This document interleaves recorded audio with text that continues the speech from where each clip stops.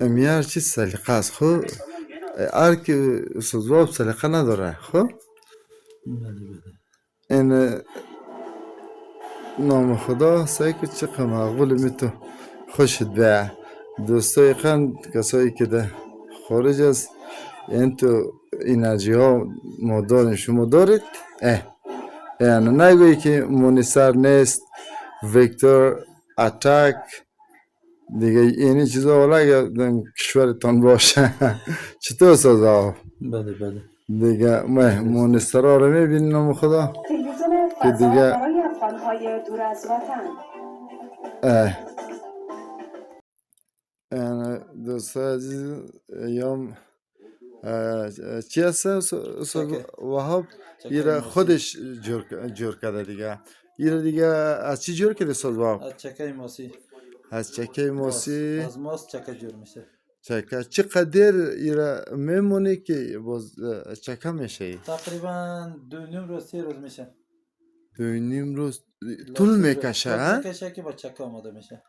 دیگه چقدر دیگه اما چکه چکه مزدار مزه است هم بسیار سخت همونطور سعی دیگه. دوستای خان باز دیگه بسیار پاک و زیبا آره.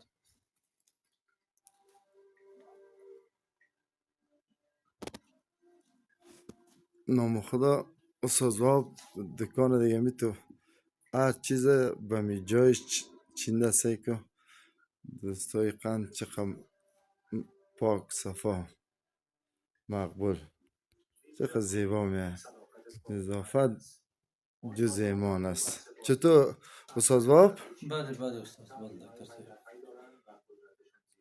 واقعا مرا خوشم اومد یعنی میشه واقعا سعی کنه دوستای قند جلبی و کلچه و کیک بسیار مزدار هم است دیگه ما نخوردیم مزدار است یعنی هم دوستای قند ماه مورک رمضان میه یا چی هست صبح چکنی و آچار و چکنی و ترشی و آچار و ترشی تخم اینی مرغ. بالای چی هست اساس؟ کدام او حلوای مغزی مزاری است.